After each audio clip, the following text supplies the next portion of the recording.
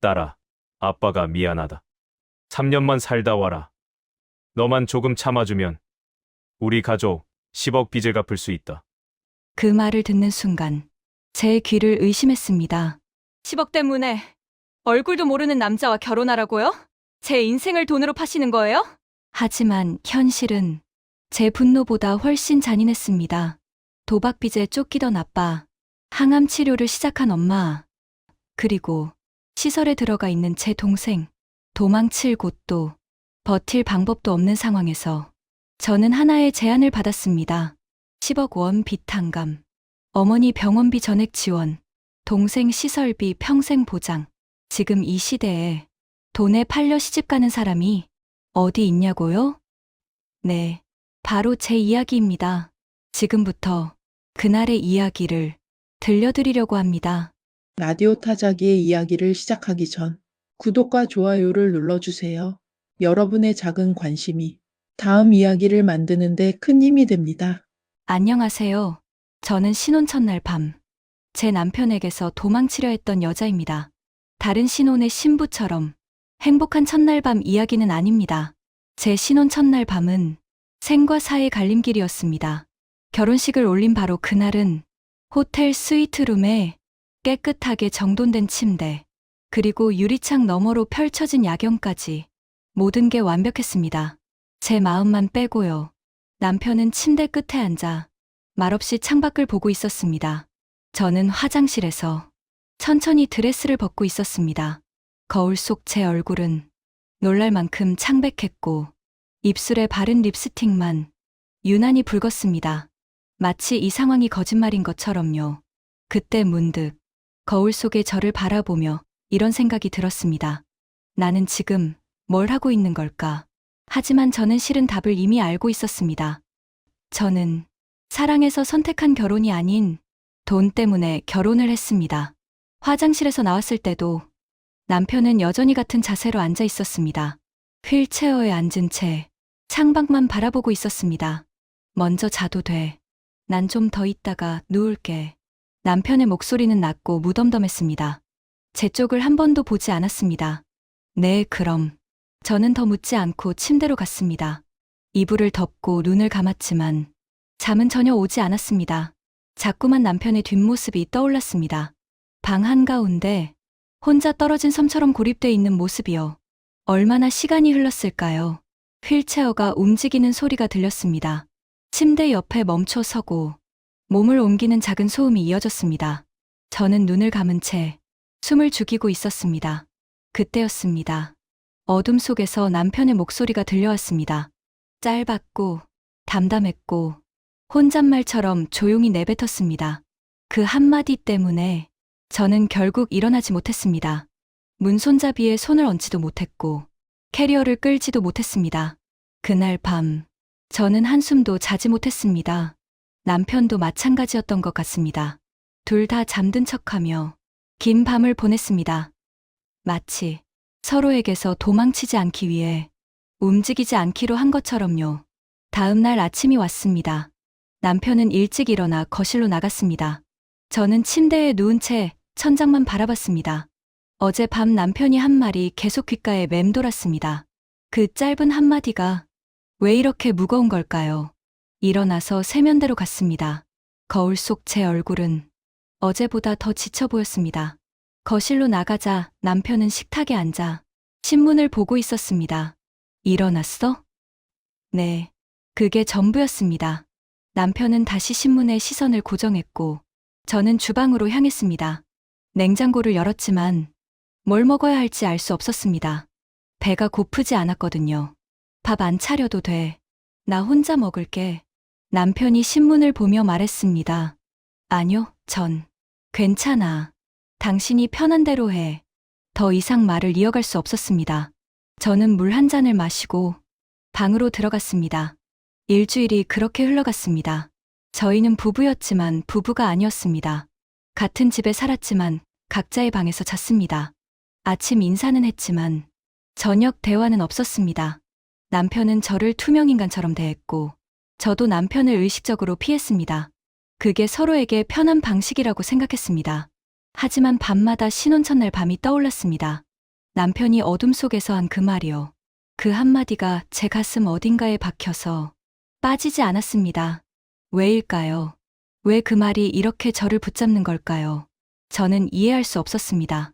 저는 돈 때문에 이 사람과 결혼했습니다. 계약 관계였습니다. 감정 같은 건 없어야 했습니다. 하지만 신혼 첫날 밤, 남편이 한 그 짧은 말 한마디가 저를 멈춰 세웠습니다. 도망치려던 제 발을 묶어버렸습니다. 이 이야기를 제대로 하려면 처음부터 말씀드려야 할 것 같습니다. 어떻게 제가 이 결혼을 하게 됐는지, 왜 신혼 첫날 밤에 도망치려 했는지, 그리고 남편이 정확히 무슨 말을 했기에 제 마음이 흔들렸는지요. 한 달 전으로 돌아갑니다. 모든 게 무너지기 시작했던 그날로요. 결혼하기 한 달 전, 제 인생이 완전히 무너진 그날 아침은 평범하게 시작됐습니다. 알람 소리에 눈을 뜨고 세수를 하고 옷을 입고 출근 준비를 했습니다. 거울에 비친 제 얼굴은 평온했습니다. 지은아, 밥 먹고 가. 어머니가 부르셨습니다. 아니에요. 회사에서 먹을게요. 그래도 아침은 먹어야지. 괜찮아요. 늦었어요. 저는 가방을 메고 현관을 나섰습니다. 어머니의 목소리가 뒤에서 들렸습니다. 조심히 다녀와. 그게 마지막으로 평범했던 순간이었습니다. 지하철역으로 걸어가는데 뒤에서 인기척이 느껴졌습니다. 처음에는 신경 쓰지 않았습니다. 출근 시간이니까 사람이 많은 게 당연했으니까요. 하지만 그 인기척이 계속 따라왔습니다. 걸음을 빨리 하면 뒤에서도 빨라졌고 천천히 걸으면 뒤에서도 느려졌습니다. 마치 그림자처럼요. 등골이 오싹해졌습니다. 지하철역 입구가 보였습니다. 저는 뛰기 시작했습니다. 뒤에서도 뛰는 소리가 들렸습니다. 저기요, 한지은 씨. 남자 목소리가 들렸습니다. 저는 뒤도 돌아보지 않고 지하철역 안으로 뛰어들었습니다. 개찰구를 통과하고 계단을 내려가고 플랫폼에 도착했습니다. 숨이 차올랐습니다. 마침 전동차가 들어오고 있었습니다. 저는 급하게 전동차에 올라탔습니다. 문이 닫혔습니다. 밖을 보니 남자 2명이 플랫폼에 서서 저를 노려보고 있었습니다. 정장을 입었지만 눈빛은 날카로웠습니다. 마치 사냥꾼이 먹잇감을 놓친 것처럼요. 전동차가 출발했습니다. 저는 손잡이를 잡고 숨을 몰아쉬었습니다. 심장이 터질 것 같았습니다. 저 사람들이 누구지? 왜 날 쫓아오는 거지? 불안한 예감이 독사처럼 스멀스멀 기어올랐습니다. 회사에 도착했습니다. 빌딩 입구를 지나 엘리베이터를 탔습니다. 5층에서 내렸습니다. 사무실 문을 열고 들어가려는 순간이었습니다. 한지은 씨, 뒤에서 목소리가 들렸습니다. 돌아보니 아까 그 남자들이었습니다. 어떻게 여기까지 온 거죠? 잠깐만 얘기 좀 합시다. 40대 남자가 다가왔습니다. 저는 모르는 분인데요. 아버님 아시죠? 한철수 씨, 제 몸이 굳었습니다. 아버지, 아버님이 저희한테 빌린 돈 아시죠? 무슨 말씀이신지. 10억입니다. 10억. 그 숫자가 망치처럼 제 머리를 내리쳤습니다. 10억. 그게 무슨 원금 8억에 이자 2억. 합쳐서 10억이에요. 남자의 목소리가 점점 커졌습니다. 주변 사람들이 쳐다보기 시작했습니다. 조용히 좀. 조용히. 돈도 안 갚으면서 조용히 하라고? 남자가 비웃었습니다. 한지은 씨, 아버지 빚 언제 갚을 거야? 말 안 통하면 딸한테 받아야지. 사무실 문이 열렸습니다. 동료들이 나왔습니다. 모두 저를 쳐다봤습니다. 지은아, 무슨 일이야? 선배가 물었습니다. 저는 대답할 수 없었습니다. 얼굴이 화끈거렸습니다. 아, 실례했습니다. 저희는 채권 추심 업체입니다. 남자가 명함을 꺼내 선배에게 건넸습니다. 한지은 씨 아버님이 저희한테 10억을 빌렸는데 연락이 안 돼서요. 선배의 얼굴이 굳었습니다. 다른 동료들도 수군거리기 시작했습니다. 10억이래. 진짜? 아버지가 도박했나 봐. 사람들이 속삭이는 소리가 칼날이 되어 귓가를 베었습니다. 저는 그 자리에 서 있을 수가 없었습니다. 죄송합니다. 제가 알아보겠습니다. 목소리가 떨렸습니다. 알아보는 게 아니라 갚으셔야지. 언제까지 기다릴 수는 없잖아. 알겠습니다. 연락드리겠습니다. 일주일 드릴게. 일주일 안에 연락 없으면 다시 올 거야. 매일 올 거야. 남자는 그렇게 말하고 엘리베이터를 탔습니다. 저는 사무실로 들어갔습니다. 모두의 시선이 제게 꽂혔습니다. 마치 동물원 누리소, 힘없는 동물이 된 기분이었습니다. 제 자리로 가서 앉았습니다. 컴퓨터를 켰지만 아무것도 보이지 않았습니다. 화면이 흐릿했습니다. 눈물 때문이었습니다. 지은아, 팀장이 불렀습니다. 네, 사무실로 좀 와봐. 저는 일어나 팀장 사무실로 갔습니다. 문을 닫자 팀장이 조심스럽게 말했습니다. 지은아, 무슨 일이야? 아버지가 정말 빚이 있어? 죄송합니다. 미안해할 건 없는데.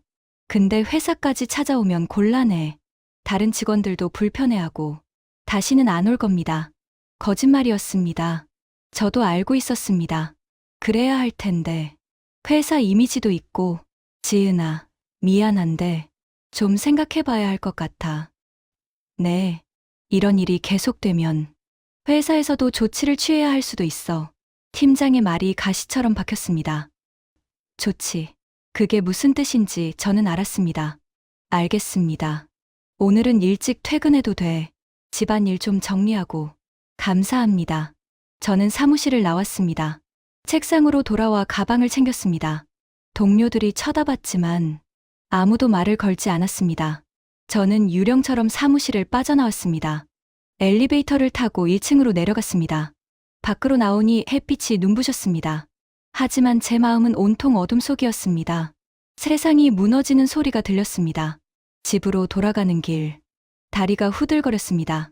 현관문을 열고 들어갔습니다. 벌써 왔어? 어머니가 놀라셨습니다. 네. 무슨 일 있어? 얼굴이 안 좋은데. 아니요, 괜찮아요. 거짓말이었습니다. 아버지 어디 계세요? 방에 있어. 왜? 저는 아버지 방으로 갔습니다. 문을 두드렸습니다. 들어와. 아버지는 침대에 누워 핸드폰을 보고 있었습니다. 아버지. 왜? 오늘 회사에 사람들이 찾아왔어요. 아버지의 손이 멈췄습니다. 무슨 사람들? 채권 추심하는 사람들이요. 아버지가 10억을 빌렸다고 했어요. 아버지는 아무 말이 없었습니다. 정말이에요? 정말 10억이나 빌렸어요? 아버지, 대답 좀 해주세요. 제 목소리가 높아졌습니다. 그래. 아버지가 짧게 말했습니다. 10억 맞아. 제 다리에 힘이 풀렸습니다. 어떻게 그렇게 많은 돈을. 사업 자금이었어. 투자했는데 다 날아갔어. 사업이요? 아버지 무슨 사업 하셨어요? 코인이랑 주식이랑. 아버지의 목소리가 작아졌습니다. 그게 무슨 사업이에요? 그건 도박이잖아요. 저는 소리쳤습니다. 조용히 해. 내 엄마 놀래잖아. 엄마는 알아요? 아직 모르셔. 어떻게 엄마한테 말 안 할 수가 있어요? 말해봤자 소용없어. 어차피 돈은 없는데. 아버지는 다시 핸드폰을 봤습니다. 저는 믿을 수가 없었습니다. 그래서 어떻게 하시려고요? 10억을 어떻게 갚으시려고요? 모르겠어. 방법을 찾아봐야지. 방법이요? 무슨 방법이 있어요? 아버지는 대답하지 않았습니다. 저는 방문을 박차고 나왔습니다. 제 방으로 들어가 문을 잠갔습니다. 침대에 쓰러졌습니다.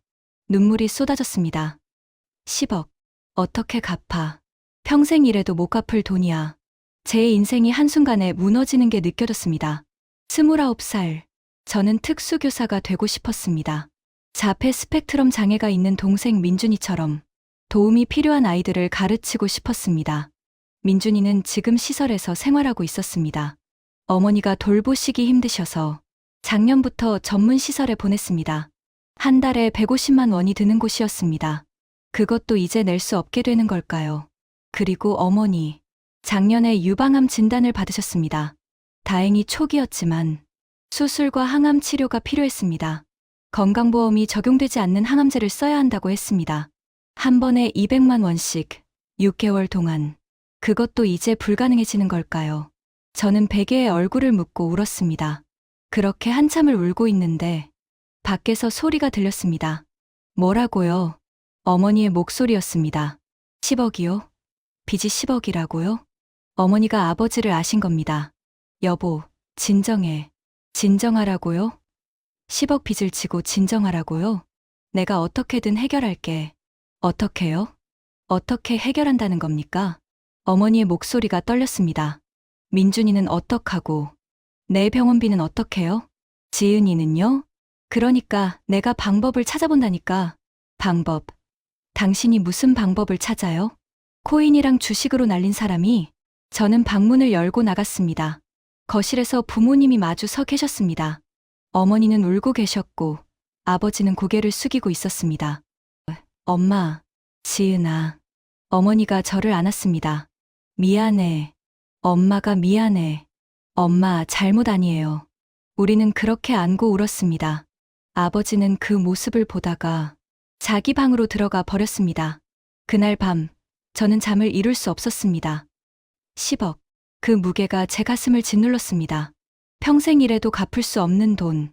제 꿈도, 동생도, 어머니도 모두 포기해야 하는 돈. 그때 핸드폰이 울렸습니다. 아버지였습니다. 문자 메시지가 와 있었습니다. 지은아, 미안하다. 아빠가 방법을 찾았어. 내일 아침에 얘기하자. 방법? 무슨 방법이 있다는 걸까요? 불안한 예감이 들었습니다. 그리고 그 예감은 다음날 아침, 현실이 됐습니다. 다음날 아침이 왔습니다. 저는 거의 잠을 자지 못했습니다. 아버지의 문자가 계속 머릿속을 맴돌았습니다. 방법을 찾았다는 그 말이요. 거실로 나갔을 때 아버지는 이미 식탁에 앉아 계셨습니다. 앞에는 서류 봉투가 놓여 있었습니다. 앉아봐. 아버지가 말했습니다. 저는 조심스럽게 앉았습니다. 어머니는 부엌에서 설거지를 하고 계셨지만 귀는 이쪽으로 기울이고 계셨습니다. 어젯밤에 연락이 왔어. 아버지가 서류 봉투를 제 앞으로 밀었습니다. 뭔데요? 열어봐. 저는 봉투를 열었습니다. 안에는 계약서가 들어 있었습니다. 조건부 결혼 계약서라는 제목이 보였습니다. 이게 뭐예요? 제 목소리가 떨렸습니다. 읽어봐. 천천히. 저는 계약서를 펼쳤습니다. 첫 줄부터 숨이 막혔습니다. 본 계약은 한지은이야, 을과 강민혁이야 갑간에 결혼을 조건으로 한다. 결혼. 이게 무슨. 끝까지 읽어봐. 아버지의 목소리는 단호했습니다. 저는 계속 읽었습니다. 제1조 갑은 을과의 결혼 즉시 을에 붙인 한철수의 채무 10억 원을 전액 상환한다. 제2조 갑은 을의 모친 박순희의 치료비 전액을 지원한다. 제3조 갑은 을의 동생 한민준의 시설 비용을 평생 지원한다. 제4조 을은 갑과 법적 부부 관계를 3년간 유지한다.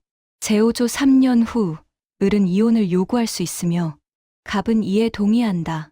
계약서가 손에서 떨어질 뻔했습니다. 이게 무슨 소리예요? 듣고 있는 그대로야. 결혼 제한이야. 결혼이요? 이게 결혼이에요? 제 목소리가 높아졌습니다. 이건 거래잖아요. 사람을 사고 파는 거라고요.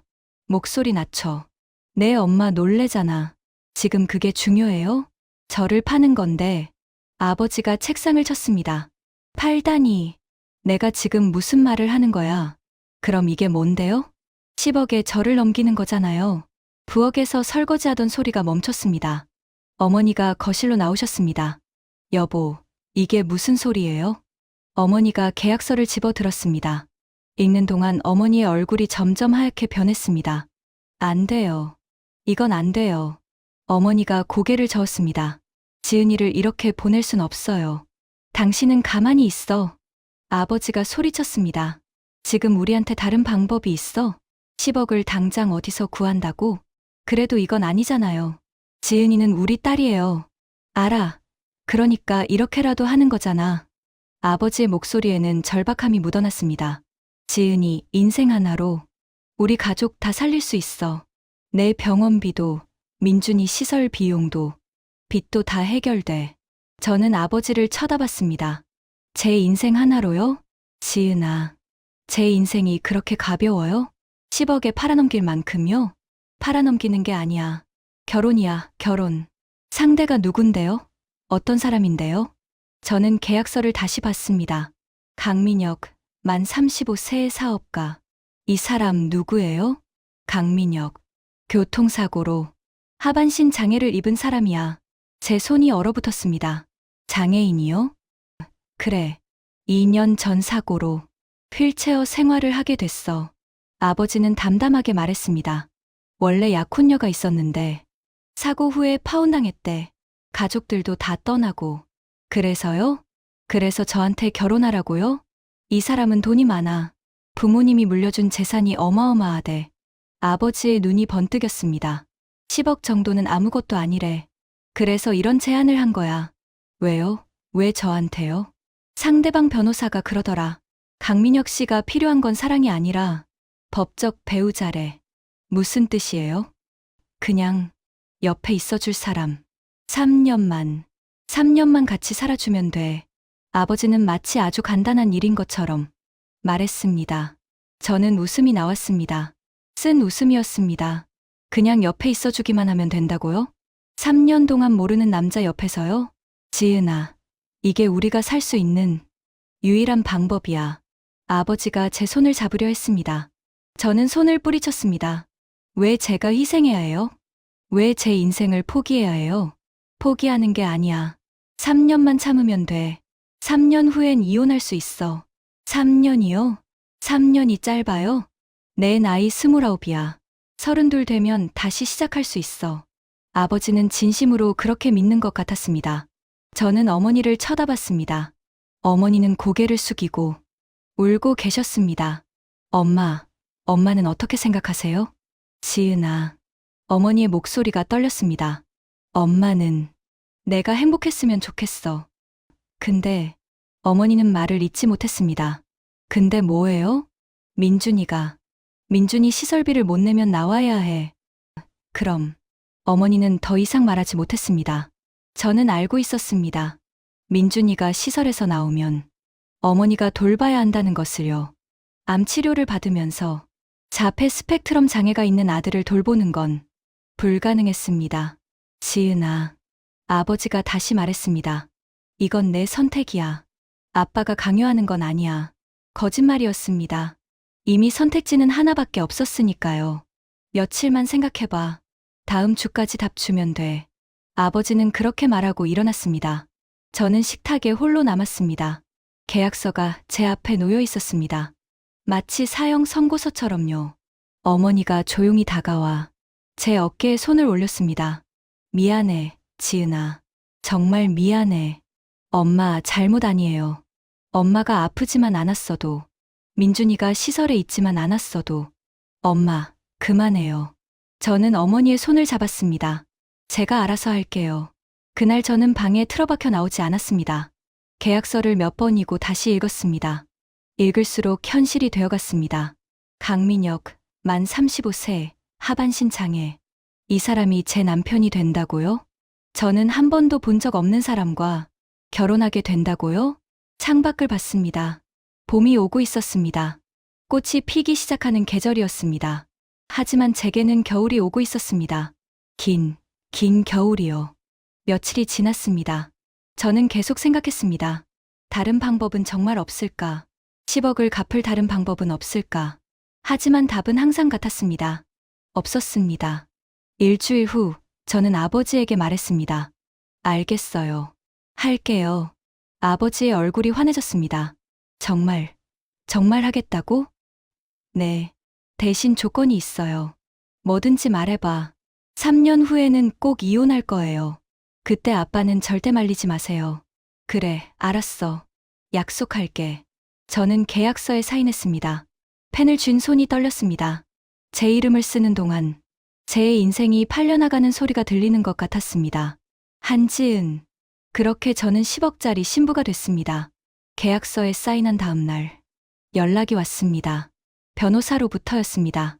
내일 오후 3시 강민혁 씨 댁에서 만나기로 했습니다. 짧고 사무적인 목소리였습니다. 주소는 문자로 보내드리겠습니다. 전화가 끊겼습니다. 저는 핸드폰을 내려다봤습니다. 손이 떨리고 있었습니다. 내일이면 그 사람을 만나게 되는 겁니다. 제 남편이 될 사람을요. 그날 밤, 저는 잠을 이룰 수 없었습니다. 계속 생각했습니다. 그 사람은 어떤 사람일까? 무슨 말을 할까? 저를 어떻게 대할까? 동정 어린 눈빛으로 볼까? 아니면 거래 상대처럼 대할까? 알 수 없었습니다. 다음 날 아침, 저는 옷장 앞에서 한참을 서 있었습니다. 뭘 입어야 할까요? 첫 만남인데 좋은 인상을 줘야 할까요? 아니면 그냥 편한 옷을 입어야 할까요? 결국 간단한 원피스를 골랐습니다. 베이지색이었습니다. 화장도 했습니다. 평소보다 조금 더 신경 써서요. 거울을 봤습니다. 저는 제 얼굴이 낯설었습니다. 마치 다른 사람처럼 보였습니다. 10억에 팔려가는 여자의 얼굴이었습니다. 오후 2시 집을 나섰습니다. 주소를 확인했습니다. 강남이었습니다. 지하철을 타고 1시간을 갔습니다. 역에서 내려 걸었습니다. 고급 주택가였습니다. 큰 집들이 줄지어 서 있었습니다. 마치 다른 세상 같았습니다. 주소를 찾았습니다. 3층짜리 단독 주택이었습니다. 깔끔한 외관에 잘 관리된 정원이 있었습니다. 문 앞에 섰습니다. 초인종을 누르려다 멈췄습니다. 심장이 북처럼 요란하게 뛰었습니다. 이 문을 넘으면 내 인생은 완전히 달라지는 거야. 손을 들어 올렸습니다. 초인종을 눌렀습니다. 네, 누구세요? 인터폰 너머로 남자 목소리가 들렸습니다. 낮고 차분한 목소리였습니다. 저, 한지은입니다. 아, 들어오세요. 철문이 열렸습니다. 저는 천천히 안으로 걸어 들어갔습니다. 현관문이 열려 있었습니다. 안으로 들어서자 넓은 거실이 보였습니다. 깔끔하고 모던한 인테리어였습니다. 하지만 어딘가 차가웠습니다. 마치 호텔 로비처럼요. 이쪽으로 오세요. 목소리가 들렸습니다. 거실 안쪽에서였습니다. 저는 그쪽으로 걸어갔습니다. 그리고 그 사람을 봤습니다. 강민혁. 제 남편이 될 사람. 휠체어에 앉아 있었습니다. 키는 앉아 있어도 큰 게 느껴졌습니다. 어깨가 넓었고 팔에는 근육이 있었습니다. 재활 운동을 많이 한 것 같았습니다. 얼굴은 잘생겼습니다. 솔직히 말하면 예상보다 훨씬 잘생겼습니다. 날카로운 이목구비에 짙은 눈썹, 똑바로 저를 쳐다보는 눈. 하지만 그 눈에는 아무 감정도 없었습니다. 마치 얼음처럼 차가웠습니다. 한지은 씨 맞죠? 네. 앉으세요. 저는 소파에 앉았습니다. 그 사람은 저와 마주보는 위치에 휠체어를 세웠습니다. 잠시 침묵이 흘렀습니다. 저는 눈을 어디에 둬야 할지 몰랐습니다. 그 사람의 얼굴을 쳐다보자니 부담스럽고 휠체어를 보자니 실례인 것 같았습니다. 계약서 읽었죠? 그 사람이 먼저 말을 꺼냈습니다. 네. 질문 있으면 하세요. 저는 고개를 들어 그 사람을 봤습니다. 왜? 저를 선택하셨어요? 순간 그 사람의 눈빛이 흔들렸습니다. 아주 짧게, 거의 눈치채지 못할 정도로요. 계약서에 다 나와 있잖아요. 그래도 다른 사람도 많았을 텐데 다른 사람은 필요 없어요. 조건만 맞으면 돼요. 그 말이 칼처럼 날카로웠습니다. 조건. 저는 조건이었습니다. 알겠습니다. 한지은 씨는요? 네. 왜 이 계약을 받아들였죠? 저는 대답할 수 없었습니다. 돈 때문이라고, 가족 때문이라고, 솔직히 말할 수 있을까요? 말 안 해도 돼요. 어차피 알아요. 그 사람이 비웃듯 웃었습니다. 10억이 필요했으니까. 그거면 충분해요. 제 얼굴이 화끈거렸습니다. 하나만 확실히 하고 싶어요. 그 사람이 앞으로 몸을 기울였습니다. 동정은 하지 마세요. 네. 저 불쌍하게 보지 말라고요. 휠체어 탄다고 해서 특별 대우 바라지 않아요. 그 목소리에는 날이 서 있었습니다. 저도 사람이에요. 다리를 못 쓸 뿐이지. 다른 건 멀쩡해요. 알겠습니다. 그리고 동정할 거면 결혼 안 해도 돼요. 지금이라도 계약 취소할 수 있어요. 저는 그 사람을 똑바로 쳐다봤습니다. 동정 안 합니다. 진짜요? 네. 저도 필요해서 하는 거예요. 동정으로 결혼할 만큼 여유롭지 않아요. 그 말에 그 사람의 표정이 살짝 풀렸습니다. 솔직하네요. 거짓말해봤자 소용없잖아요. 어차피 계약 관계인데. 맞아요. 계약 관계죠. 그 사람이 고개를 끄덕였습니다. 그럼 규칙을 정할까요? 규칙이요? 같이 살려면 규칙이 필요하죠. 첫째, 서로 사생활 존중. 제 방에 허락 없이 들어오지 마세요. 알겠습니다. 둘째, 밖에서는 부부처럼 행동. 다른 사람들이 의심하면 안 되니까. 네. 셋째, 3년 후 이혼할 때 깔끔하게 서로 미련 갖지 말기. 그 말이 제 가슴을 찔렀습니다. 미련. 아직 시작도 안 했는데 벌써 끝을 말하고 있었습니다. 알겠습니다. 좋아요. 그럼 결혼식은 2주 후로 잡을게요. 간단하게 할 거예요. 네. 그 사람은 휠체어를 돌려 창가로 갔습니다. 저를 등지고 밖을 바라봤습니다. 한지은 씨. 네. 후회 안 할 거예요? 나 같은 사람이랑 결혼하는 거. 그 목소리에는 묘한 감정이 섞여 있었습니다. 저는 대답했습니다. 후회할 시간 없어요. 선택은 이미 했으니까요. 그 사람은 아무 말이 없었습니다. 저는 일어났습니다. 그럼 이만 가보겠습니다. 다음에 봐요. 결혼식 날. 저는 현관을 나섰습니다. 문을 닫고 한참을 서 있었습니다. 방금 무슨 일이 있었던 걸까요? 제 남편이 될 사람을 처음 만났습니다. 그 사람은 예상과 달랐습니다. 불쌍한 장애인이 아니었습니다. 동정을 구걸하는 사람도 아니었습니다. 그저 무너진 성처럼 높은 벽을 쌓고 혼자 있는 사람이었습니다. 2주가 순식간에 지나갔습니다. 아니, 정확히는 순식간이 아니었습니다. 하루하루가 무겁게 흘러갔습니다. 마치 발목에 쇠사슬을 단 것처럼요. 결혼 준비는 간단했습니다. 웨딩드레스는 대여했고 예식장은 작은 곳으로 잡았습니다. 하객도 최소한으로만 불렀습니다.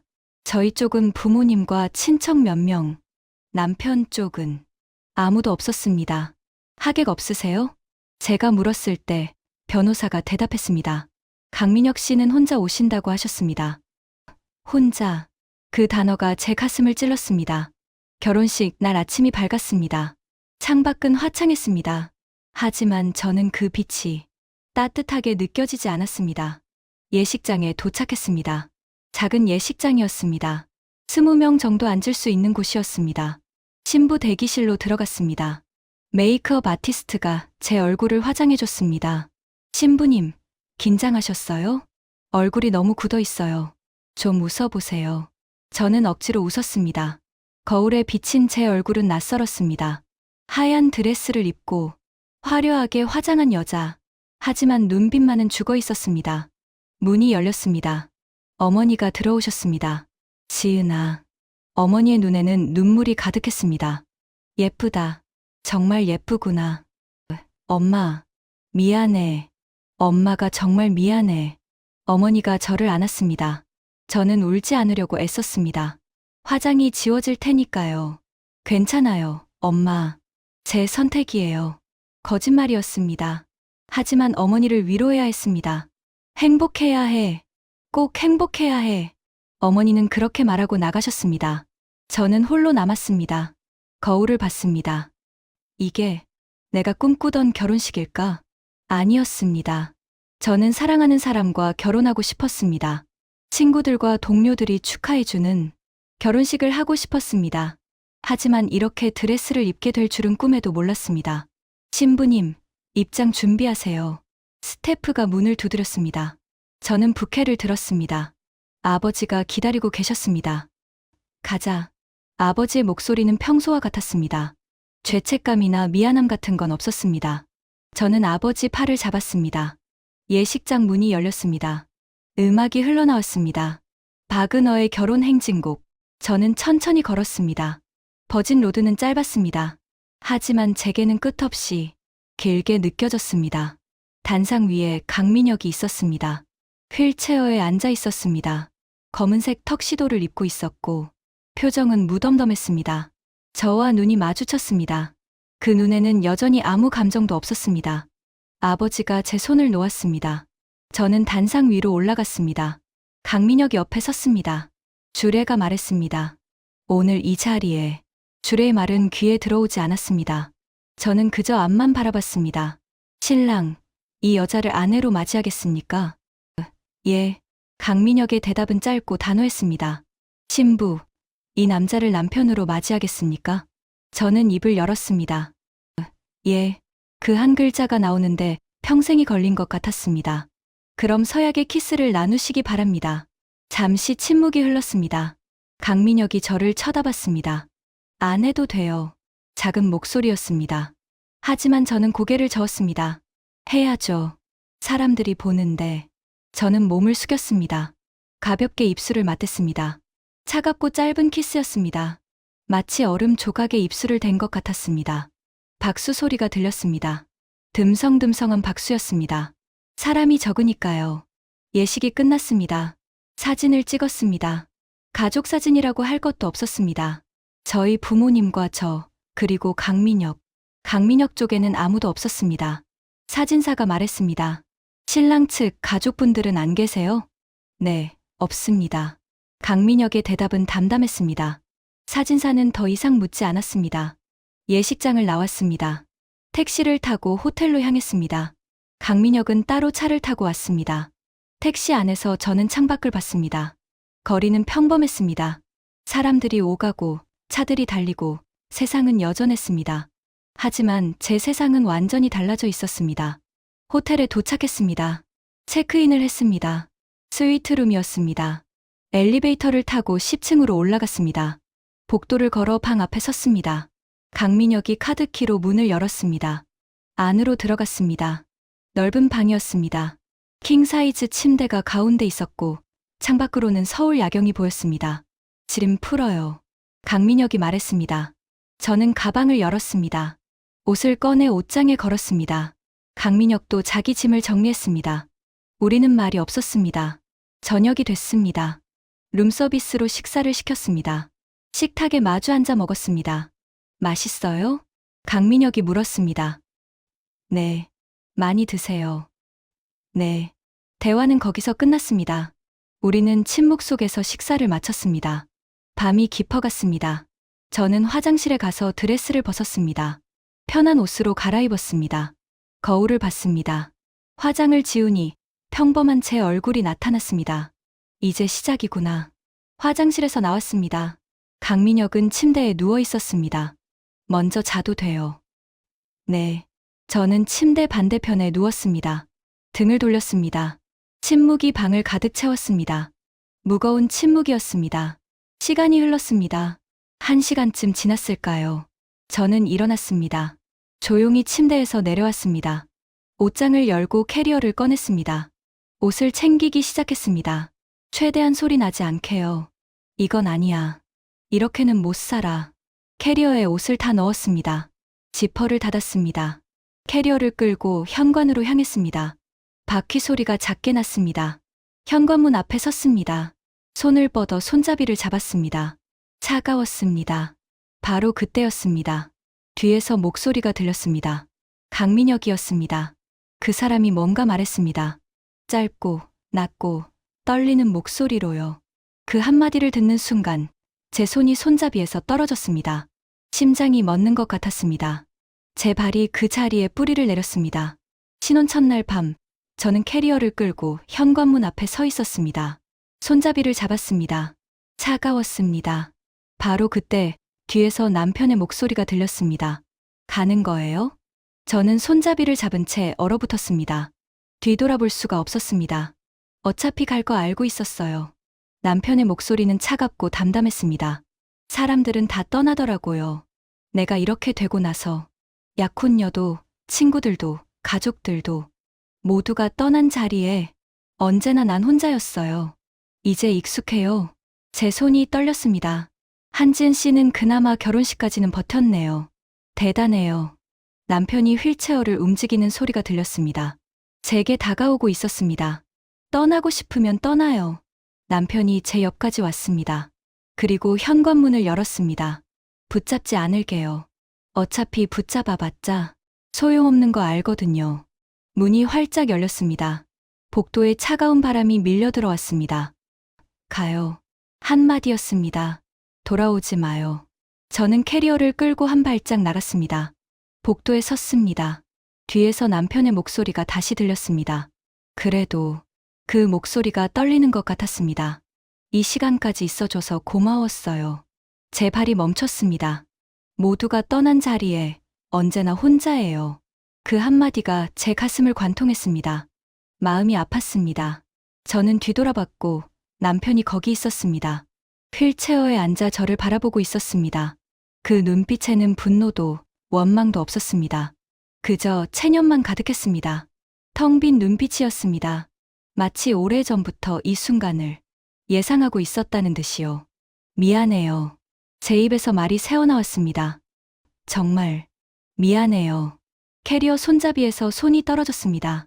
미안할 거 없어요. 계약은 계약이니까요. 남편이 문을 닫으려 했습니다. 잠깐만요. 저는 소리쳤습니다. 남편의 손이 멈췄습니다. 저 들어가도 될까요? 제 목소리가 떨렸습니다. 남편은 잠시 저를 바라봤습니다. 그리고 아무 말 없이 휠체어를 돌려 안으로 들어갔습니다. 문은 열린 채로 두고요. 저는 캐리어를 다시 들고 안으로 들어갔습니다. 문을 닫았습니다. 남편은 이미 서재로 들어간 후였습니다. 저는 거실 소파에 주저앉았습니다. 방금 무슨 일이 있었던 걸까요? 저는 떠나려고 했습니다. 하지만 결국 돌아왔습니다. 왜일까요? 모두가 떠난 자리에 언제나 난 혼자였다. 그 말이 계속 귓가에 맴돌았습니다. 그 말 속에 담긴 외로움이, 체념이, 슬픔이 느껴졌습니다. 이 사람은 얼마나 많은 사람을 떠나보냈을까요? 얼마나 많은 밤을 혼자 울었을까요? 그날 밤, 저는 처음으로 알게 되었습니다. 이 결혼이 단순한 거래만은 아닐 수도 있다는 것을요. 다음 날 아침이 왔습니다. 저는 일찍 일어나 주방으로 갔습니다. 아침을 준비했습니다. 계란 프라이와 토스트, 그리고 커피를요. 거실로 나왔습니다. 남편은 이미 소파에 앉아 신문을 보고 있었습니다. 아침 준비했어요. 저는 조심스럽게 말했습니다. 남편이 고개를 들었습니다. 혼자 드세요. 같이 먹어요. 많이 만들었어요. 남편은 잠시 저를 쳐다봤습니다. 그리고 천천히 식탁으로 왔습니다. 우리는 마주 앉았습니다. 말없이 식사를 했습니다. 하지만 어제와는 달랐습니다. 공기가 조금 덜 무거웠습니다. 맛있다. 이 집에서 누구랑 같이 밥 먹는 게 처음인 것 같아요. 남편이 처음으로 말했습니다. 고마워요. 맛있다니까 내가 고맙네요. 저는 조금 웃었습니다. 남편도 입꼬리가 살짝 올라갔습니다. 그게 저희의 새로운 시작이었습니다. 며칠이 지났습니다. 저는 매일 아침 식사를 준비했습니다. 남편은 처음엔 거절했지만 점점 함께 먹기 시작했습니다. 대화는 여전히 많지 않았습니다. 하지만 침묵이 조금씩 편해졌습니다. 일주일쯤 지났을 때 저는 남편의 일상을 보게 됐습니다. 아침 일찍 재활 운동을 하는 모습이요. 거실에 운동기구가 있었습니다. 어느 날 아침, 저는 지켜봤습니다. 남편은 땀을 흘리며 운동하고 있었습니다. 이를 악물고 온 힘을 다해서요. 팔이 떨렸지만 멈추지 않았습니다. 힘들지 않아요? 제가 물었습니다. 남편이 고개를 돌렸습니다. 힘들죠. 하지만 안 하면 더 힘들어요. 왜요? 근육이 빠지면 더 아무것도 못하게 되니까요. 남편의 목소리에는 절박함이 묻어났습니다. 혼자 할 수 있는 게 점점 줄어드는 거. 그게 제일 무서워요. 저는 아무 말도 할 수 없었습니다. 그냥 지켜봤습니다. 남편이 혼자 버티는 모습을요. 2주가 지났습니다. 어느 날 저녁이었습니다. 저는 거실에서 TV를 보고 있었고 남편은 서재에 있었습니다. 갑자기 서재에서 큰 소리가 들렸습니다. 뭔가 떨어지는 소리였습니다. 저는 벌떡 일어나 서재로 달려갔습니다. 문을 열었습니다. 남편이 바닥에 쓰러져 있었습니다. 휠체어가 옆으로 넘어져 있었고 남편은 바닥에 엎드려 있었습니다. 괜찮으세요? 저는 급하게 다가갔습니다. 건드리지 마세요. 남편의 목소리는 날카로웠습니다. 하지만 나 혼자 할 수 있어요. 남편은 바닥에 엎드린 채로 팔의 힘만으로 몸을 일으키려 했습니다. 땀이 이마를 타고 흘러내렸습니다. 이를 악물고 버티는 모습이 너무나 고통스러워 보였습니다. 저는 옆에 무릎을 꿇었습니다. 도와드릴게요. 싫어요. 왜요? 남편의 목소리가 떨렸습니다. 동정받고 싶지 않아요. 동정 아니에요. 제가 말했습니다.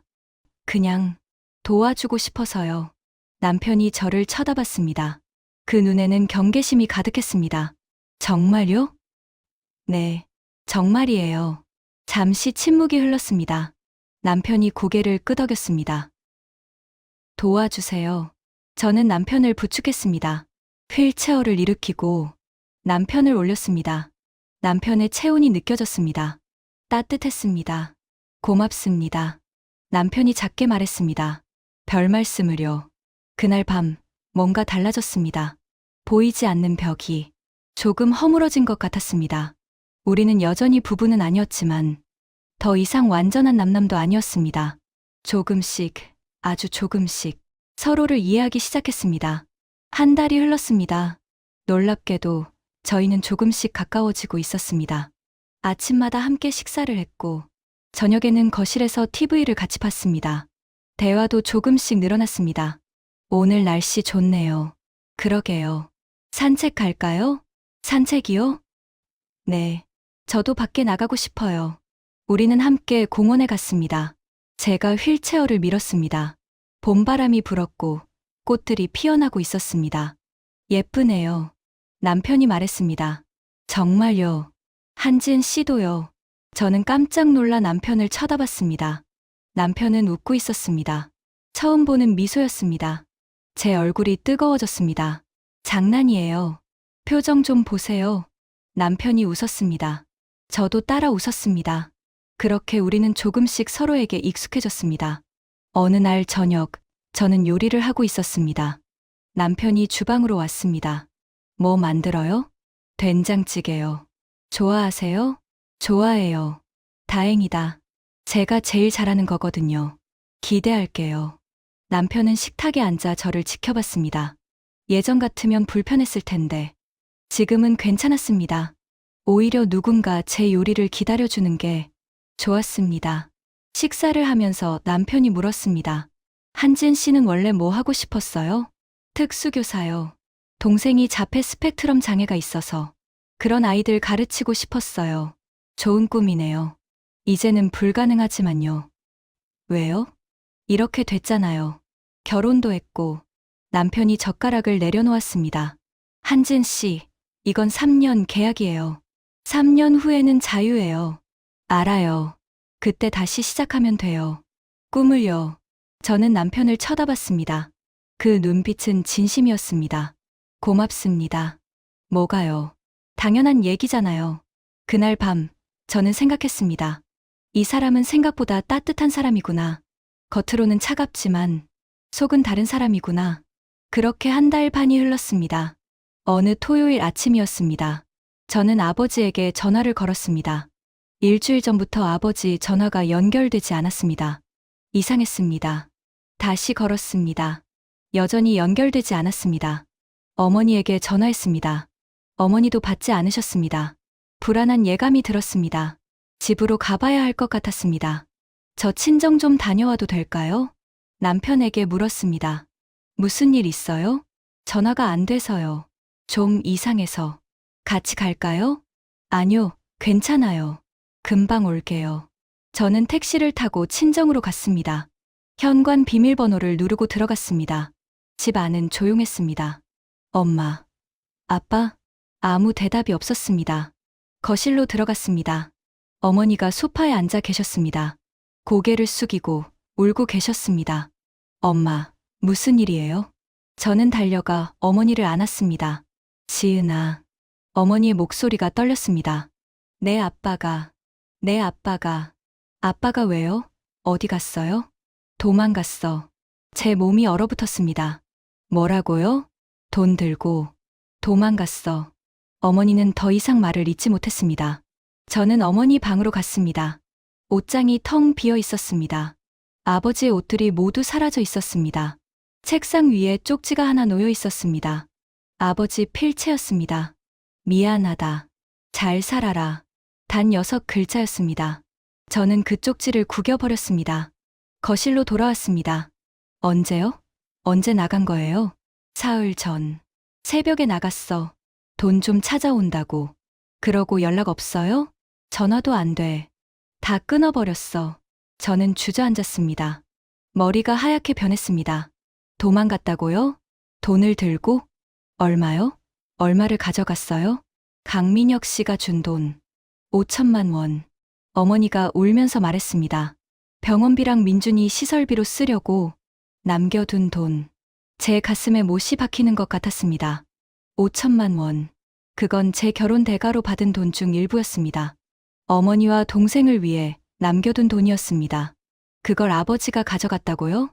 경찰에 신고했어요? 어떻게? 내 아빠를. 엄마, 저는 소리쳤습니다. 아빠가 도둑질한 거예요. 신고해야죠. 그래도 내 아빠인데. 저는 핸드폰을 꺼냈습니다. 손이 떨렸습니다. 경찰에 전화하려는데 핸드폰이 울렸습니다. 남편이었습니다. 여보세요? 한지은 씨, 괜찮아요? 남편의 목소리가 걱정스러웠습니다. 저, 말이 나오지 않았습니다. 눈물이 쏟아졌습니다. 무슨 일 있어요? 지금 어디예요? 친정이에요. 지금 갈게요. 주소 보내요. 전화가 끊겼습니다. 저는 바닥에 주저앉아 울었습니다. 어머니도 옆에서 울고 계셨습니다. 30분쯤 지났을까요? 초인종이 울렸습니다. 문을 열었습니다. 남편이 거기 있었습니다. 휠체어에 앉아 저를 걱정스럽게 쳐다보고 있었습니다. 무슨 일이에요? 저는 남편에게 안겼습니다. 처음으로 남편을 안았습니다. 아빠가 도망갔어요. 돈 들고. 천천히 말해요. 남편이 제 등을 토닥였습니다. 저는 남편에게 모든 걸 말했습니다. 아버지가 돈을 가지고 도망간 것을요. 남편은 조용히 들었습니다. 경찰에 신고해야 해요. 남편이 단호하게 말했습니다. 하지만 한지은 씨, 이건 가족 문제가 아니에요. 범죄예요. 남편이 제 손을 잡았습니다. 내가 도와줄게요. 같이 해결해요. 그 손이 따뜻했습니다. 제 마음이 조금 진정됐습니다. 우리는 경찰서로 갔습니다. 신고를 했습니다. 아버지의 도주 사실을요. 경찰은 수사를 시작하겠다고 했습니다. 집으로 돌아오는 길, 저는 창밖만 바라봤습니다. 세상이 무너지는 것 같았습니다. 한지은 씨, 남편이 불렀습니다. 네, 괜찮아질 거예요. 어떻게 괜찮아져요?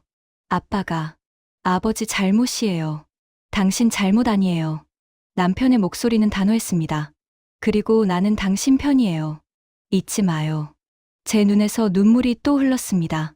하지만 이번엔 슬픔만은 아니었습니다. 고마움도 섞여 있었습니다. 이 사람이 제 편이라는 것. 그게 얼마나 큰 위로가 되는지 그때 처음 알았습니다. 경찰서에서 돌아온 다음 날, 저는 침대에 누워 천장만 바라봤습니다. 아버지가 도망갔다는 사실이 아직도 믿기지 않았습니다. 핸드폰이 울렸습니다. 시설에서 온 전화였습니다. 한지은님, 한민준님 시설비 관련해서 연락드렸습니다. 제 심장이 철렁 내려앉았습니다. 이번 달 비용이 아직 입금되지 않았는데요. 확인 부탁드립니다. 네, 확인해 보겠습니다. 전화를 끊고 나서 저는 고개를 숙였습니다. 아버지가 가져간 돈, 그 안에 민준이 시설비도 포함되어 있었습니다. 무슨 일이에요? 남편이 방문 앞에 서 있었습니다. 민준이, 동생 시설비를 아버지가 가져간 돈에 포함되어 있었나요? 네, 남편이 방 안으로 들어왔습니다. 제가 낼게요. 아니에요. 그럴 순 없어요. 왜요? 이미 충분히 도와주셨잖아요. 이건 제 가족 문제예요. 남편이 제 손을 잡았습니다. 한지은 씨, 우린 부부예요. 법적으로라도요. 하지만, 그리고 저도 민준이 만나보고 싶어요. 저는 남편을 쳐다봤습니다. 만나보고 싶다고요? 네. 한지은 씨 동생이잖아요. 제 동생이기도 하고요. 그 말에 제 가슴이 뜨거워졌습니다. 정말, 괜찮으세요? 괜찮아요. 같이 가요. 다음 날, 우리는 함께 시설로 갔습니다. 차로 1시간 정도 걸리는 곳이었습니다. 가는 내내 저는 긴장했습니다. 민준이가 남편을 어떻게 받아들일까? 낯선 사람을 경계하는 민준이가 남편에게도 그럴까? 시설에 도착했습니다. 깔끔하고 조용한 곳이었습니다. 담당 선생님이 우리를 맞았습니다. 어서 오세요. 민준이는 방에 있어요. 우리는 민준이 방으로 향했습니다. 문을 열었습니다. 민준이가 책상 앞에 앉아 레고를 조립하고 있었습니다. 민준아. 제가 불렀습니다. 민준이는 고개를 들지 않았습니다. 레고에만 집중하고 있었습니다. 누나 왔어. 보고 싶었어. 민준이가 천천히 고개를 돌렸습니다. 저를 봤습니다. 하지만 표정은 무덤덤했습니다. 안녕, 민준아. 남편이 말했습니다. 민준이가 남편을 쳐다봤습니다. 휠체어를 봤습니다. 그리고 다시 레고로 시선을 돌렸습니다. 민준아, 이분은 괜찮아요. 남편이 제 말을 막았습니다. 천천히 하면 돼요. 남편은 민준이 옆으로 휠체어를 움직였습니다. 민준이 책상 옆에 조용히 섰습니다. 아니, 앉았습니다. 레고 좋아해요? 남편이 물었습니다. 민준이는 대답하지 않았습니다. 남편도 더 이상 말하지 않았습니다. 그냥 옆에서 지켜봤습니다. 민준이가 레고를 조립하는 모습을요. 10분쯤 지났을까요? 민준이가 레고 하나를 남편 쪽으로 밀었습니다. 이거요? 남편이 물었습니다. 민준이가 고개를 끄덕였습니다. 남편은 그 레고 조각을 들었습니다. 어디에 붙여요? 민준이가 손으로 가리켰습니다. 남편은 조심스럽게 그 자리에 레고를 붙였습니다. 민준이가 다시 다른 조각을 밀었습니다. 남편이 또 붙였습니다. 그렇게 둘은 말없이 레고를 함께 조립했습니다. 저는 그 모습을 지켜봤습니다. 가슴이 먹먹해졌습니다. 민준이가 남편을 받아들이고 있었습니다. 30분쯤 지났을 때 레고가 완성됐습니다. 자동차 모양이었습니다. 민준이가 그 자동차를 들어 남편에게 보여줬습니다. 예쁘다. 민준이가 만든 거예요? 민준이가 고개를 저었습니다. 그리고 남편을 가리켰습니다. 나도 만들었다고요? 그럼 우리가 같이 만든 거네요. 민준이가 처음으로 웃었습니다. 작은 미소였지만 분명한 미소였습니다. 저는 눈물이 날 것 같았습니다. 민준이는 낯선 사람을 경계합니다. 특히 처음 보는 어른들에게는 거의 다가가지 않습니다. 하지만 남편에게는 달랐습니다. 민준아, 배고프지? 밥 먹으러 갈까? 제가 물었습니다. 민준이가 고개를 끄덕였습니다. 우리는 시설 식당으로 갔습니다. 점심을 먹었습니다. 민준이는 남편 옆에 앉았습니다. 제 옆이 아니라 남편 옆이었습니다. 식사 중에 민준이가 갑자기 남편 휠체어를 만졌습니다. 민준아, 안 돼. 제가 말하려는데 남편이 괜찮다는 손짓을 했습니다. 궁금해요? 민편이 민준이에게 물었습니다. 민준이가 고개를 끄덕였습니다. 이거는 제가 다리를 못 쓰니까 타고 다니는 거예요. 자동차 같은 거죠. 민준이가 바퀴를 만졌습니다. 타보고 싶어요? 남편이 물었습니다. 민준이가 고개를 끄덕였습니다. 남편이 웃었습니다. 나중에 같이 타보자. 약속. 민준이가 또 웃었습니다. 식사를 마치고 산책을 했습니다. 시설 뒤에 작은 정원이 있었습니다. 민준이는 남편 휠체어 손잡이를 잡고 걸었습니다. 마치 밀어주는 것처럼요. 민준이 힘 좋네요. 고마워요. 남편이 말했습니다. 민준이가 또 웃었습니다. 저는 뒤에서 그 모습을 봤습니다. 두 사람이 함께 걷는 모습이 자연스러웠습니다. 마치 오래전부터 알던 사람들처럼요. 시설로 돌아올 시간이 됐습니다. 민준이는 아쉬워했습니다. 민준아, 누나 또 올게. 민준이가 남편을 쳐다봤습니다. 나도 올게요. 같이 또 레고 만들자. 민준이가 고개를 끄덕였습니다. 그리고 남편에게 안겼습니다. 짧은 포옹이었지만 진심이 담겨 있었습니다. 차에 타고 돌아오는 길, 저는 말이 없었습니다. 감정이 북받쳐 올랐습니다. 괜찮아요? 남편이 물었습니다. 네. 아니, 사실은 저는 눈물을 닦았습니다. 고마워요. 민준이한테 그렇게 대해주셔서. 당연한 거예요. 아니에요. 당연하지 않아요. 민준이는 어려운 아이거든요. 낯선 사람 경계하고. 근데 나한테는 안 그랬잖아요. 그게 신기해요. 남편이 잠시 말이 없었습니다. 그리고 천천히 입을 열었습니다. 민준이는 저를 다르게 보지 않았어요. 네. 다른 사람들은 절 볼 때 휠체어를 먼저 봐요. 불쌍하게 보거나 불편해하거나. 남편의 목소리가 낮아졌습니다. 근데 민준이는 그냥 저를 봤어요. 사람으로요. 제 가슴이 뭉클해졌습니다. 그래서 저도 민준이가 편했어요. 서로 그냥 있는 그대로 본 거죠. 저는 남편의 손을 잡았습니다. 한지은 씨. 네. 민준이 우리 집으로 데려와요. 저는 깜짝 놀라 남편을 쳐다봤습니다. 정말요? 네. 같이 살아요. 우리 가족이잖아요. 눈물이 쏟아졌습니다. 정말 괜찮으세요? 괜찮아요. 아니, 괜찮은 게 아니라 같이 살고 싶어요. 남편이 제 손을 꽉 잡았습니다.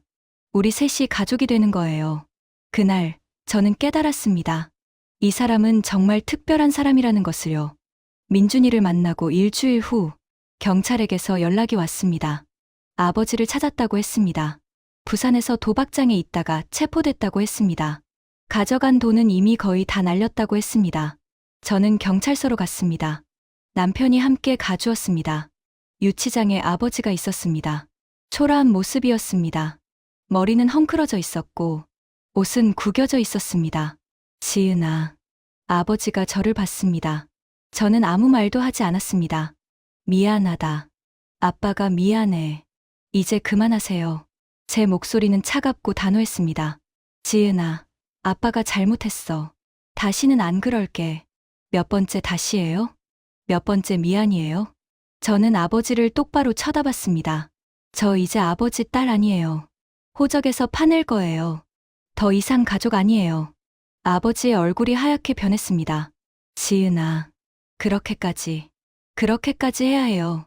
안 그러면 평생 아버지한테 끌려다닐 테니까. 저는 뒤돌아 나왔습니다. 남편이 뒤따라 나왔습니다. 괜찮아요?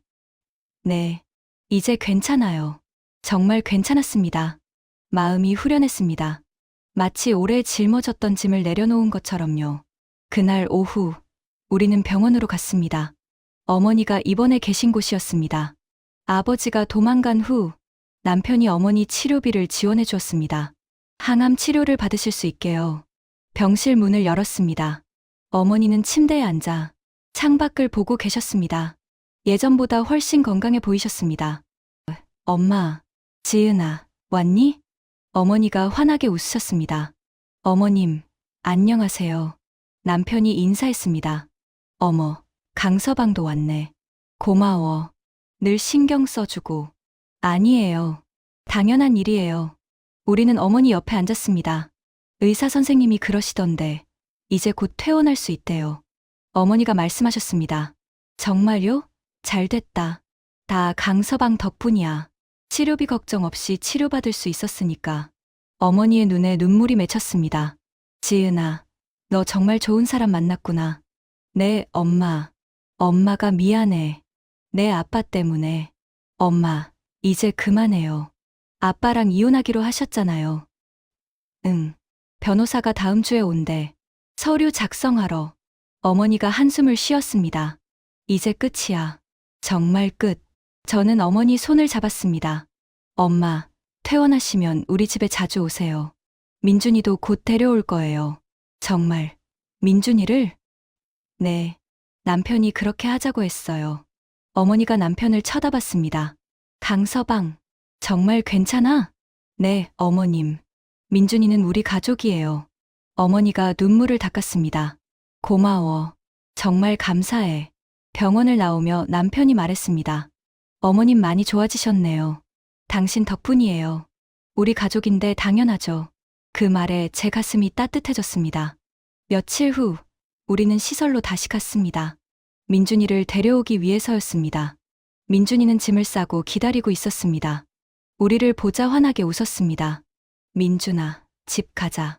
민준이가 고개를 끄덕였습니다. 차에 타고 집으로 향했습니다. 민준이는 창밖을 신기하게 쳐다봤습니다. 집에 도착했습니다. 민준아, 여기가 우리 집이야. 민준이 방은 이쪽이야. 남편이 민준이를 데리고 방으로 갔습니다. 저는 주방에서 저녁을 준비했습니다. 민준이가 좋아하는 카레를 만들었습니다. 식탁에 셋이 앉았습니다. 함께하는 첫 저녁 식사였습니다. 맛있어요? 남편이 민준이에게 물었습니다. 민준이가 고개를 끄덕이고 엄지를 치켜 세웠습니다. 우리는 웃었습니다. 이게 가족이구나 생각했습니다. 피로 이어진 가족이 아니라 선택으로 만들어진 가족. 식사를 마치고 거실에서 TV를 봤습니다. 민준이는 남편 휠체어 옆에 앉았습니다. 남편이 민준이 머리를 쓰다듬었습니다. 민준이가 편안하게 웃었습니다. 저는 그 모습을 보며 생각했습니다. 이제 시작이구나. 우리의 진짜 이야기가. 그날 밤, 민준이를 재운 후 저는 거실로 나왔습니다. 남편이 소파에 앉아 책을 읽고 있었습니다. 민준이 잘 잤어요? 네, 금방 잤어요. 저는 남편 옆에 앉았습니다. 잠시 침묵이 흘렀습니다. 할 말이 있어요. 남편이 책을 덮었습니다. 우리 계약이 3년이잖아요. 네. 근데 저 더 이상 계약이라고 생각하고 싶지 않아요. 남편의 눈이 커졌습니다. 이번엔 조건이 아니라 선택하고 싶어요. 당신을 선택하고 싶어요. 진심으로요. 남편은 아무 말이 없었습니다. 처음엔 정말 돈 때문이었어요. 어쩔 수 없어서 한 결혼이었죠. 근데 지금은 달라요. 제 목소리가 떨렸습니다. 당신과 함께 있고 싶어요. 민준이와 함께, 가족으로요. 3년 후에 헤어지는 게 아니라 평생 함께하고 싶어요. 남편이 제 손을 잡았습니다. 한지은 씨, 나도요. 나도 당신을 선택하고 싶어요. 진심으로요. 남편이 저를 안았습니다. 저도 남편을 안았습니다. 우리는 한참을 그렇게 있었습니다. 말없이 서로의 온기를 느끼며요. 그날 밤 계약서를 찢었습니다. 더 이상 필요 없었으니까요. 우리는 계약이 아니라 선택으로 함께하기로 했으니까요. 석 달이 흘렀습니다. 저는 특수교사 공부를 다시 시작했습니다. 남편이 지원해 주었습니다. 공부에 집중해요. 민준이는 내가 돌볼게요. 정말 그랬습니다. 남편은 민준이를 돌보며 함께 레고를 만들고 산책을 했습니다. 민준이는 점점 밝아졌습니다. 웃음도 많아졌고 말도 조금씩 늘었습니다. 형. 어느 날 민준이가 남편을 불렀습니다. 남편의 눈에 눈물이 맺혔습니다. 응, 형이야. 저도 울었습니다. 행복의 눈물이었습니다. 1년이 지났습니다. 저는 특수교사 시험에 합격했습니다. 꿈을 이뤘습니다. 늦었지만 포기하지 않았고 결국 이뤘습니다. 축하해요. 남편이 꽃다발을 건넸습니다. 민준이도 옆에서 박수쳤습니다. 그날 오후 어머니가 집에 오셨습니다. 퇴원하신 지 석 달쯤 지난 후였습니다. 건강을 많이 회복하셨습니다. 할머니! 민준이가 달려갔습니다. 어머, 우리 민준이. 많이 컸네? 어머니가 민준이를 안았습니다. 지은아, 시험 합격했다며? 축하한다. 고마워요, 엄마. 정말 자랑스럽다. 우리 딸. 그날 저녁 4시 함께 식사를 했습니다. 어머니, 남편, 민준이, 그리고 저. 건배. 우리는 잔을 부딪혔습니다. 민준이도 따라서 잔을 들었습니다. 식사 후 어머니가 말씀하셨습니다. 지은아, 엄마 이제 걱정 안 해도 될 것 같아. 너도 행복하고, 민준이도 좋은 데서 잘 지내고. 엄마, 고마워, 강서방. 우리 가족 지켜주셔서. 남편이 웃었습니다.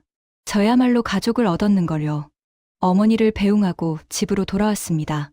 침대에 나란히 누웠습니다. 행복해요? 남편이 물었습니다. 네, 정말 행복해요. 당신은요? 나도요. 남편이 제 손을 잡았습니다. 고마워요. 내 곁에 남아줘서. 당신도 고마워요. 저를 선택해줘서. 창밖으로 별이 보였습니다. 예쁜 밤이었습니다. 우리의 이야기는 거래로 시작됐지만 선택으로 완성됐습니다. 그리고 앞으로도 계속될 겁니다. 우리 네 사람의 따뜻하고 행복한 이야기가요. 끝까지 들어주셔서 감사합니다. 구독과 좋아요를 눌러주시면 다음 이야기를 만드는데 큰 힘이 됩니다. 오늘도 내일도 행복하세요. 라디오 타자기의 이야기를 들어주셔서 감사합니다.